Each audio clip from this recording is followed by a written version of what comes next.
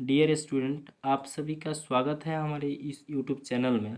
और आज हम लोग पढ़ेंगे टेंस की जो सीरीज़ चल रही है, तो उसका ये चौथा पार्ट है। इसके पहले वाले पार्ट में टेंस की परिभाषा, टेंस के प्रकार और टेंस के लिए जो वर्ब का फॉर्म लगता है V1, V2, V3, V4 और V5, उसके नियम को हमने बता दिया है। तो यदि आप उस वीडियो को नहीं देखे हैं तो उस वीडियो को ज़रूर देखें और इसके बाद इस वीडियो को देखें। तो चलिए आज हम लोग पढ़ेंगे सिंपल प्रेजेंट टेंस के लिए जो निगेटिव सेंटेंसेस हैं उसको हम लोग कैसे बनाते हैं। तो निगेटिव सेंटेंस कहा जाता है नकारात्मक वाक्य को जिसमें नहीं लगा रहता है। जैसे मैं नहीं खेलता हूँ, हम लोग वहाँ नहीं जाते हैं, वह यहाँ नहीं आना चाहता है, सरिता क्रिकेट नहीं खेलती है, तुम अंग्रेजी नहीं पढ़ते हो। इस तरह के जो भी वाक्य होते हैं उसे निगेटिव सेंटेंस कहते हैं। तो जो सिंपल प्रेजेंट टेंस का निगेटिव सेंटेंस होता है उसको बनाने का रूल होता है कि पहले हम लोग सब्जेक्ट लगाते हैं, उसके बाद डू या डस लगाते हैं, तब नॉट लगाते हैं, तब वर्ब वन लगाते हैं V1। डू या डस जब लग जाए तो हमेशा V1 का प्रयोग किया जाता है प्लस अदर वर्ड्स। तो देखिए, हम इसके पहले वाले वीडियो में भी बताए थे आई, वी, यू, दे और मोर देन वन, अर्थात एक से अधिक जो होंगे उसके साथ डू का प्रयोग हुआ। नेम्स का मतलब केवल नाम नहीं, मोर देन वन, एक से अधिक। तो एक से अधिक जो प्लुरल होगा उसमें हम डू लगाएंगे। और ही, सी, इट और सिंगल, कोई भी चीज़ हो, सिंगल हो, एक हो, वहाँ डज का प्रयोग होगा। जैसे मैं नहीं खेलता हूँ, तो मैं का क्या होगा, सब्जेक्ट है मैं, तो मैं का होता है आई और सब्जेक्ट हो गया। इसके बाद हमको लगाना है डू या डज। तो हम देखेंगे यहाँ आई में हम बताए हैं कि आई में डू लगेगा, तो आई के साथ हम लगाएंगे डू। और नहीं का इंग्लिश होता है नॉट, तो इसके बाद लगा देंगे नॉट, आई डू नॉट। अब खेलना वर्ब है, तो खेलना का होता है play, I do not play, मैं नहीं खेलता हूँ।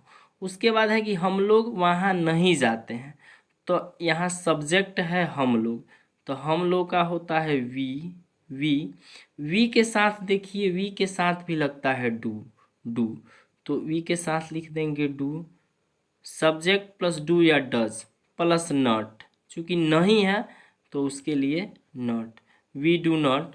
अब है वहाँ आ जाना, तो चूँकि जाना वर्ब है तो पहले वर्ब लिखेंगे, V1 लिखेंगे, तो जाना का होता है गो, और वहाँ जो है अदर वर्ड्स है, तो वहाँ का होता है there, THER। We do not go there, हम लोग वहाँ नहीं जाते हैं। वह यहाँ नहीं आना चाहती है, सब्जेक्ट है वह, तो वह का क्या होगा, वह का होगा सी। अब देखिए, बताइए आप लोग, सी में डू लगेगा या डज लगेगा, तो यहाँ है सी में तो लगता है डज, तो लिखेंगे सी डज नॉट, वह यहाँ नहीं आना चाहती है, तो सी डज नॉट, आना का कम, यहाँ का ही है, सी डज नॉट कम हियर, वह यहाँ नहीं आना चाहती है। सरिता क्रिकेट नहीं खेलती है, तो लिखेंगे सरिता देखिए सिंगल नाम है, तो लगाएंगे does, Sarita does not play cricket, Sarita cricket नहीं खेलती है। तुम अंग्रेजी नहीं पढ़ते हो, तो तुम का हो जाएगा यू, यू में देखिए, यू में क्या लगेगा, तो यू के साथ लगता है डू, तो लिखेंगे यू डू नॉट अंग्रेजी पढ़ना, तो पढ़ना का होता है रीड, अंग्रेजी का English, you do not read English. देखिए यहाँ बहुत सारे एग्जाम्पल हैं, आप लोग चाहें तो इससे भी बना सकते हैं, या आपके पास कोई भी ट्रांसलेशन की बुक हो उससे ज़्यादा से ज़्यादा ट्रांसलेशन बनाने का आप लोग प्रयास करें। तो देखिए, यह मैं नहीं लिखता हूँ, मैं पत्र नहीं लिखता हूँ, हम लोग स्कूल नहीं जाते हैं, हम लोग क्रिकेट नहीं खेलते हैं, तुम दूध नहीं पीते हो, इस सारे ट्रांसलेशन को आप लोग बना सकते हैं। यहाँ कोई भी आपके पास पुस्तक है उससे ज़्यादा से ज़्यादा बनाने का प्रयास। आगे हम लोग देख लेते हैं yes no interrogative. Yes no interrogative कहा जाता है जिस सब्जेक्ट के शुरू में क्या लगा हो ना, जिस प्रश्न का उत्तर यस और नो में दिया जा सके उसे यस नो इंट्रोगेटिव कहा जाता है। जैसे क्या तुम अंग्रेजी पढ़ते हो, तो इसका उत्तर होगा यस या नो। पढ़ते होंगे तो हाँ, नहीं पढ़ते होंगे तो नहीं। तो जिस प्रश्न का उत्तर यस या नो से दिया जा सके उसको यस नो इंट्रोगेटिव कहते हैं। तो यदि सिंपल प्रेजेंट टेंस का वाक्य यस नो इंट्रोगेटिव का हो तो उसको बनाने का ये रूल होता है। रूल क्या है, डू या डज लगाएंगे, सब्जेक्ट के पहले डू या डज लगाएंगे, तब सब्जेक्ट लगाएंगे। यदि निगेटिव होगा तो उसमें नॉट लगाएंगे, प्लस V1 लगाएंगे, प्लस अदर वर्ड, और उसके बाद क्वेश्चन मार्क जरूर रहेगा।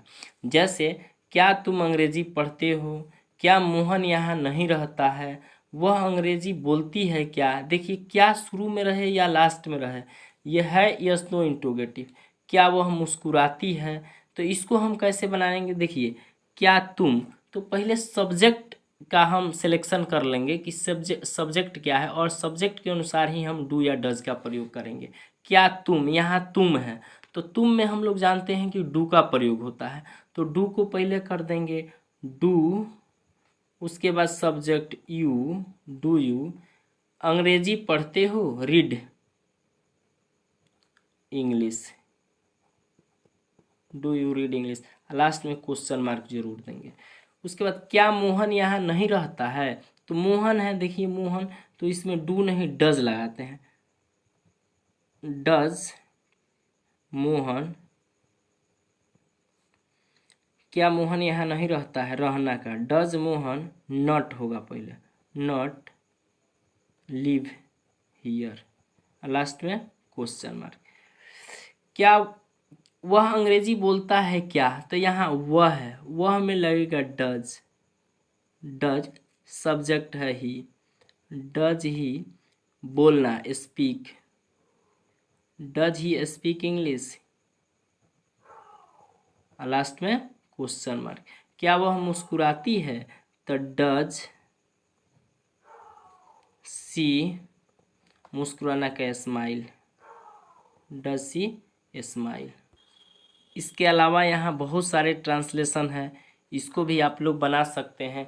आप लोग चूँकि प्रैक्टिस ज़्यादा से ज़्यादा करिए, जितना प्रैक्टिस करेंगे उतना आप लोग अंग्रेजी सीखेंगे। तो